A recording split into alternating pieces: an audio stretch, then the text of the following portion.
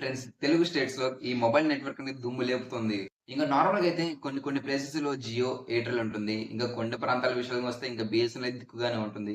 కాకపోతే అక్కడ కొన్ని కొన్ని సార్లు మాట్లాడడానికి సిగ్నల్ ఉంటే చాలనే స్టేజ్‌లో గూడా కొంతమందుంటారు.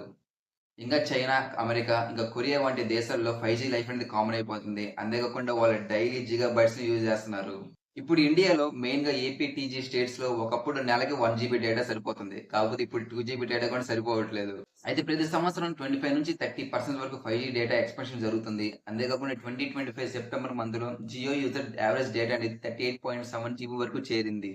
అయితే 2025 నవంబర్ మంత్‌లోనే ఈ తెలుగు స్టేట్స్‌లో కొత్తగా మొబైల్ తీసుకుంది 1.15 లక్షలుగా చేరుకుంది. ఇంగ దీంతో టోటల్‌గా తీసుకుంటే 3.80 క్రోర్స్ వరకు చేరుకుంది.